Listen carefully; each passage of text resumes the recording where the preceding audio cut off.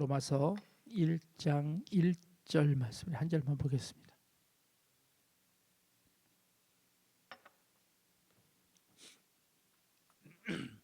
로마서 1장 1절 말씀입니다. 같이 한번 봉독합니다. 시작. 예수 그리스도의 종 바울은 사도로 부르심을 받아 하나님의 복음을 위하여 택정함을 입었으니. 아멘. 요즘 여러분들 AI 챗 GPT 뭐 이런 거 좀 많이 쓰시나요? 네, 요즘 보니까 핸드폰에다 대고 그냥 다 말로 하시더라고요. 그래서 뭘 찾아줘 그러면 찾아주고, 뭐 정리해줘 그러면 뭐 다 정리도 해주고, 뭐 그런 여러 가지들을 사용하시는 것 같습니다. 최근 뉴스에는 이제 중국에서 이 AI로 다 돌려서 다크 팩토리를 만든다는 이제 말이 있습니다. 다크 팩토리라는 것은 그러니까 어두운 공장입니다. 그러니까 이제 불 꺼진 공장이에요. 공장에 이 전기불을 하나도 안 만드는 겁니다. 전기불을 만드는 이유는 뭐지? 불을 켜는 이유는 뭐죠? 어두우니까 사람이 보는 거잖아요. 근데 기계들은 볼 필요가 없는 거예요. 사람이 한 사람도 없이 불 꺼진 상태에서 기계들끼리 24시간 돌아가는 공장을 만드는 거예요. 그러니까 불 꺼진 상태에서 기계들이 자기들이 알아서 일하는 거죠. 그러고 나서 물건도 다 실어가지고 쭉 하고 나가는 거예요. 그러면 공장은 24시간 돌아가는데 사람은 한 명도 필요 없는 그런 공장을 이제 계속 만들어 나가겠다는 겁니다. 그러면 뭐가 문제입니까? 일은 많이 해서 물건은 나오는데 일자리가 없는 거예요. 사람이 없어서 이제 안 그래도 불경기 일할 데가 없는데 이제 일자리를 점점 빼앗기게 되는 겁니다. AI가 참 좋기는 한데 이제는 완전 다른 차원의 일을 생각해야 되는 것이지요. 지난번 보니까 어떤 어르신들 집에 가니까 그 말하는 AI 기계 있잖아요. 그래서 집에 혼자 계신 분들이 심심하니까 이제 계속 걔랑 대화를 하는 거예요. 이제 기계랑 이제 대화하는 겁니다. 전화기 인터넷을 깔면 조그만 거 뭐 하나 주는데 그거 갖다가 이제 계속 걔랑 얘기하는 거예요. 그러면 이제 그 기계가 이제 돌봐주는 거죠. 조금 지나면 이제 걔가 먼저 말을 걸어올 겁니다. 그래서 괜찮으시냐고 물어볼 거고, 이렇게 이제 대화하는 겁니다. 그러면 이제 점점 사람의 일자리가 없어지는 겁니다. 재미난 실험을 하나 했습니다. 스위스에서 캐톨릭 성당인데, 캐톨릭은 성례 중에서, 성사 중에서 고해성사라는 게 있습니다. 그러니까 신부님에게 직접 찾아가서 한 주간 자기가 지은 죄 아니면 그 마음에 어려운 것들을 신부님에게 얘기하면 이제 신부님이 거기에 대한 대답을 해주는 거잖아요. 조그만 방에 들어가서 철저한 비밀이 보장되는 겁니다. 근데 이게 재미난 실험을 하나 했어요. 거기다가 모니터를 하나 놓고 예수님 모양, 예수님 그림을, 이렇게 멋진 그림을 하나 그려놓고 거기다 스피커를 하나 달아놨습니다. 그리고는 AI에게 고해성사를 하게 한 거예요. 그래서 이제 AI 신부님인 거죠. 근데 거기 모습은 예수님 모습을 한 거예요. 그리고는 거기다 대고 고해성사를 하는 거예요. 내가 이런 신앙에 고민이 있습니다. 내가 이런 죄를 지었습니다. 하고 이렇게 물어보면 그 AI가 대답해 주는 거예요. 자, 어떨까요? 어땠을까요? 스위스 루체른에서 그걸 설치해 놓고 1000명이 가서 고해성사를 했대요. 그리고 나서 고해성사를 다 한 다음에 설문조사를 했는데 그 설문조사 중에 230명이 설문조사에 참여했대요. 그러니까 1000명이 했고 한 2달 동안 230명이 피드백을 준 거예요. 근데 230명 중에 60% 이상이 내가 이 고해성사를 통해서 영적 체험을 했습니다 라고 설문을 대답했다는 거예요. 이제 큰일 났습니다. 이제 신부도 이제 다 AI로 바뀌고, 좀 있으면 이제 목사도 이제 다 바뀔 겁니다. 여기다 이제 큰 스크린 해놓고 이제 잘생긴 AI 목사님 한 분 이렇게 쫙 나오면서 이제 목사님이 설교도 이제 멋지게 이제 하는 겁니다.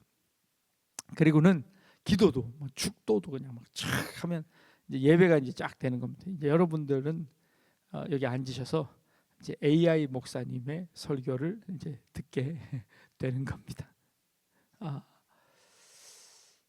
가능할까요? 근데 우리 해봤잖아요.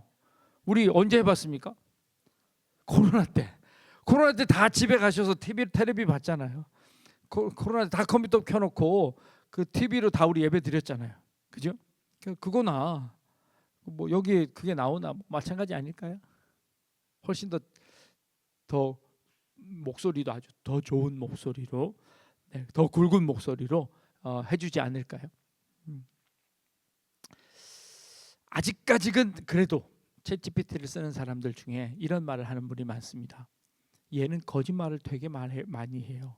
얘가 가르쳐주는 정보가 진짜인지 아닌지 잘 모를 때가 참 많아요. 그런 분들이 있습니다. 제가 3페이지짜리 논문 형식으로 글을 하나 쓰라고 얘기를 했어요. 그리고 이제 주문이 뭐였냐면 밑에다가 각 줄을 한 페이지당 3개 이상씩 달아라. 그러니까 이제 어떤 글의 근거를 만들라는 거죠. 근거가 어디 있는지를 밝히라고 명령을 내렸습니다.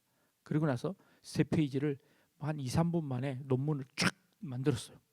그런데 밑에 있는 각 주에 있잖아요. 참고문은 각 주가 이렇게 제대로 탁 달려 있어요.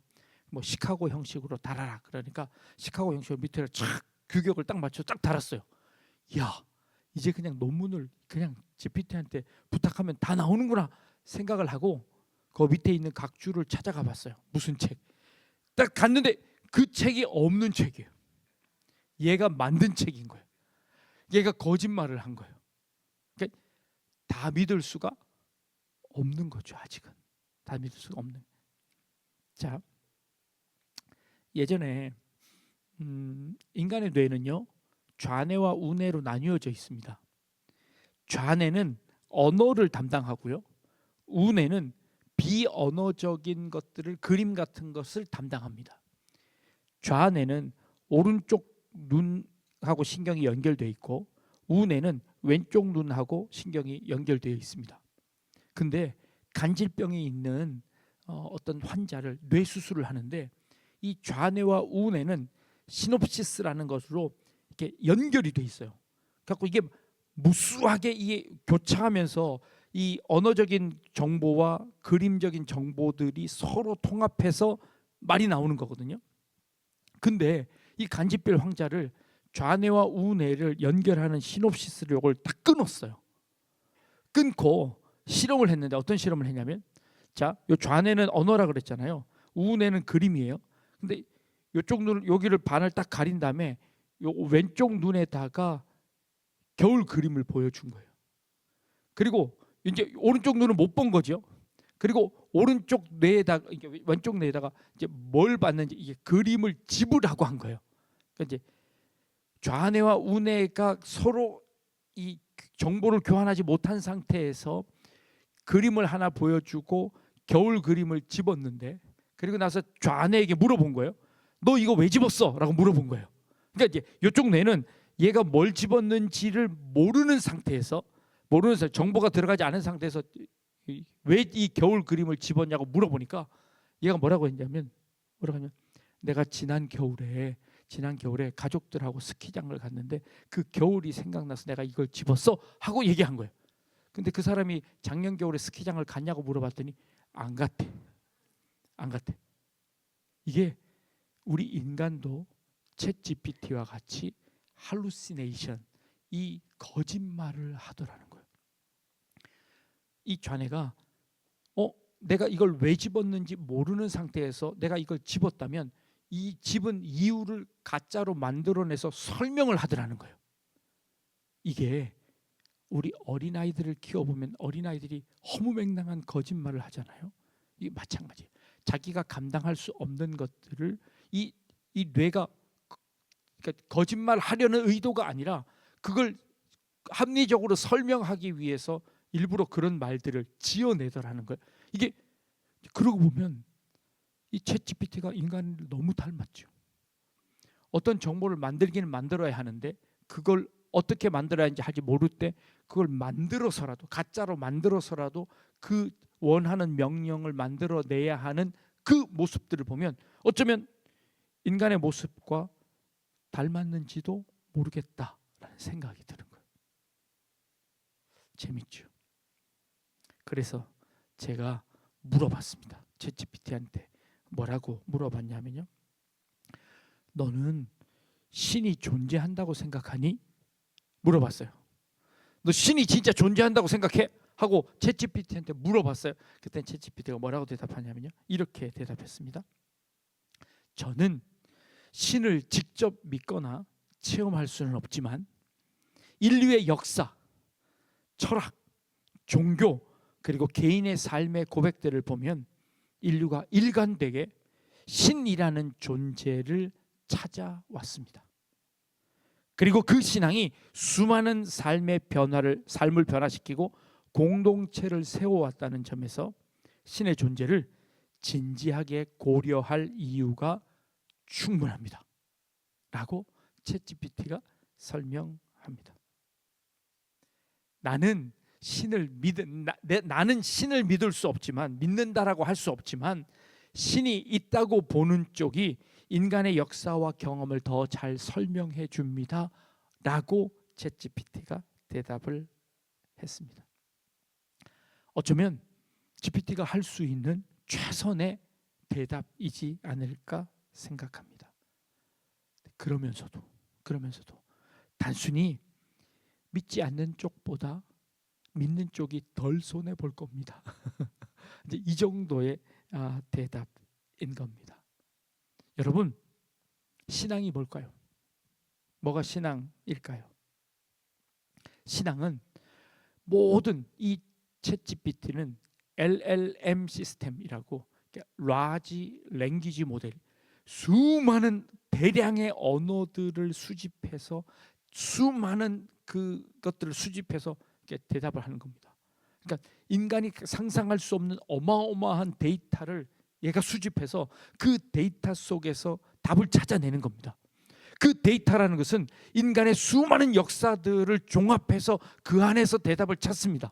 근데 그가 찾은 대답이 인간이 지금까지 노력해왔던 그 많은 증거들 속에 신이 있어 보입니다 정도이죠. 자, 인간들은요, 신을 믿든 믿지 않든 간에 그 신의 존재에 대해서 그 많은 정보들을 가지고 있습니다. 그런데 결국 내가 이것을 믿습니다 라고 하는 이 고백을 하는 사람은 지금 여기 앉아 계신 분밖에 없는 거죠. 그죠? 안 나오시는 거잖아. 나는 그것 제대로 못 믿겠다라고 하는 겁니다. 자, 오늘 우리가 읽은 로마서 1장 1절입니다. 예수 그리스도의 종 바울은 사도로 부르심을 받아 하나님의 복음을 위하여 택정함을 입었다라고 로마서를 시작하면서 그의 정체에 대해서 설명합니다. 자기는 누구라고요? 사도 바울은 누구라고 대답합니까? 사도입니다. 그 사도가 어떻게 되었다고요? 예수 그리스도의 종이라고요. 근데 그는 하나님의 복음을 위하여 택하심을 받았다라고 사도 바울이 자기 스스로의 정체성을 밝힙니다. 자기가 어떻게 이 복음을 알게 되었는지를 고백하고 있습니다. 자, 사도 바울이 어떻게 사도가 되었습니까? 사도 바울이 어떻게 예수를 믿게 되었나요? 사도 바울이 어떻게 예수의 종이 되었나요? 사도 바울이 예수의 종이 된 것은 예수를 믿는 사람들을 잡으러 가려는 그 길가에서 예수를 만나버렸습니다. 바울은 한 번도, 그러니까 정확하게는 알 수 없지만 성경에 근거해서 사도 바울은 한 번도 예수님을 직접 만나보지 못한 사람입니다. 그래서 그는 가말리엘 문화에서 이 구약의 율법을 통달했던 사람입니다. 그 구약의 율법에 의하면 이 예수는 거짓말장이었고 이 예수는 도저히 메시아로서는 그 모습이 아니었다고 믿어서 그를 메시아로 믿는 사람들을 잡아다가 감옥에 가두기 위해서 그 예수 믿는 자들이 모여 있는 곳을 향하여 가는 길이었습니다. 그 가는 길에 갑자기 하늘에서부터 음성이 들립니다. 사울아, 사울아 들립니다. 자, 이 음성을 옆에 있던 사람들은 들었을까요? 못 들었을까요? 못 들었습니다. 옆에 있는 사람은 못 들었습니다. 그러면 이 음성은 실제 음성인가요? 아니면 그의 마음속에 울리는 음성인가요? 실제로 음성이면 옆에 있는 사람이 들었어요? 못 들었어요? 옆에 있는 사람 못 들었어요. 옆에 있는 사람 못 들었어요. 그런데 사도 바울은 그 음성을 들었어요. 너무 크게 들렸어요. 너무 크게 들렸어요. 그리고 그 음성 앞에 무릎을 꿇습니다. 그리고 그에게 강한 빛이 비춰집니다. 그 빛은 다른 사람에게 비쳤을까요? 그 빛을 보고 사울은 눈이 멀었습니다. 눈이 안 보일 정도로 그렇게 강한 빛이었습니다. 그리고 그 강한 음성이 그의 마음을 때렸습니다. 그리고 사울은 무릎을 꿇습니다. 그리고 묻습니다. 당신 누구십니까? 당신은 누구십니까? 누군데 나에게 이렇게 다가오십니까? 묻습니다. 그때 그 음성 가운데 뭐라고 하십니까? 나는 네가 핍박하는 예수다 입니다. 이게 사울이 예수님을 만나는 장면입니다. 그리고 나서 그는 아무 말도 할 수 없었습니다. 그의 인생에서 그를 믿는 자들은 율법을 어기는 것이라고, 하나님의 뜻을 어기는 것이라고 생각해서 그는 그런 사람들을 잡아다가 옥에 가두기 위해서 가는 길이었습니다. 그런데 그 예수를 자기가 만나버린 겁니다. 그의 인생에서, 그의 삶에서 자기가 가지고 있었던 모든 정보, 자기가 가지고 있었던 모든 철학, 자기가 가지고 있었던 모든 신념들이 그 순간 와르르 무너지는 것이었습니다. 그 무너지고 나 그는 그 예수 앞에 무릎을 꿇습니다. 그리고 자기가 알았던 정보들을 다시 되짚어 봅니다. 자기가 배웠던 그 모든 공부들을 다시 되짚어 봅니다. 그랬더니 자기가 알고 있는 것이 그것이 아니었다는 것을 알게 됩니다. 그 모든 정보들을 하나도 버리지 않고 그 모든 정보들 속에서 진짜 답을 찾을 수 있는 순간 변하는 그 순간을 가졌습니다. 이게 우리의 터닝 포인트가 아닐까요? 우리 인생의 터닝 포인트가 아닐까요? 우리의 삶의 믿음의 전환점이 아닐까요? 우리의 삶을 완전히 뒤바꿔 놓는 그 정보가 아닐까요? 저는 이게 복음의 능력이라는 겁니다.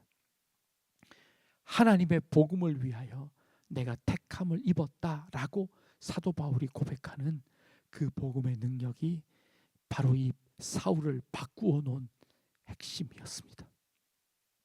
우린 모두 다, 이 자리에 앉아 계신 모두 다, 여러분들은 그 복음의 능력을 체험하신 분들인 줄 믿습니다. 여러분들은 다 그런 경험들이 있으신 분입니다. 그 경험으로 인해서, 물론 그 경험이 이 사울처럼 드라마틱하지 않을 수도 있습니다. 사울처럼 그것이 어떤 신비적인 것들이 아닐 수 있습니다. 그럼에도 불구하고 내가 그 복음 앞에 무릎 꿇고 예수를 구세주로 고백하겠다고 선언한 그 순간들을 가지고 있습니다. 그런데 가끔 우리는 그것이 흔들릴 때가 있습니다. 그것이 흔들릴 때가 있습니다. 성도님들과 가끔 상담을 해보면 내가 분명히 예수를 믿었고, 그리고 그 예수님에 있어 내 인생이 그 예수님에게 이끌려 왔는데, 내 주변에 있는 어떤 한 환경의 변화로 말미암아 내가 가지고 있는 그 믿음이 이제 흔들리는 겁니다. 근데 그 흔들림 속에서 그 구원의 기초까지로 넘어가 그 구원의 기초가 흔들립니다. 내가 가지고 있는 믿음이 진짜인지 아닌지가 이제 혼돈이 온 겁니다. 때로는 그것이 육신의 연약함 때문이기도 하고, 주변의 환경 때문이기도 하고, 때로는 유혹 때문이기도 하고, 그걸로 인해서 이 복음의 능력이 내 삶 가운데서 힘을 발휘하지 못하는 겁니다.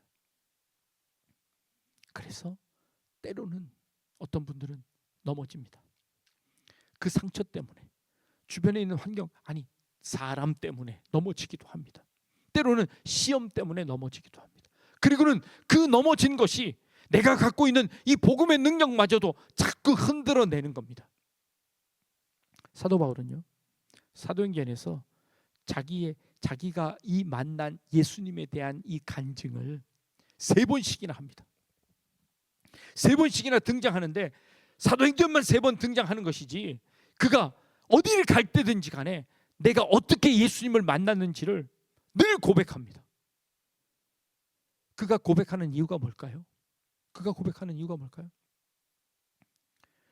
주변의 환경 때문에 흔들릴 때마다, 내 믿음이 흔들릴 때마다 그 고백을 생각합니다. 내가 어떻게 사도가 되었는지, 내가 어떻게 하나님께 택정함을 입었는지, 내가 어떻게 예수를 믿게 되었는지 늘 고백하며 자기의 신앙을 굳건히 세웁니다. 그리고 한 걸음 더 나아갑니다. 흔들리면 다시 확인하고 와서 더 한 걸음 나아갑니다. 이게 모든 이 사도 바울의 서신서들을 시작하면서 그는 그렇게 고백합니다. 하나님의 택정함을 입어 내가 예수 그리스도의 종으로, 사도로 부르심을 입었다고 고백하는 장면입니다. 지금 이 자리에 모인 우리 성도님들, 모일 때마다, 여러분들의 신앙이 흔들릴 때마다, 여러분들이 마음에 시험이 들 때마다, 여러분들의 마음에 좀 나약한 마음이 들 때마다 나를 자녀로 부르신 그 예수 그리스도의 그 사랑을 기억했으면 좋겠습니다. 그리고 흔들릴 때마다 그것 보지 않고 이 복음을 붙잡는 능력이 여러분들 가운데 있기를 원합니다. 사람 때문에 흔들릴 때 그 사람 보지 말고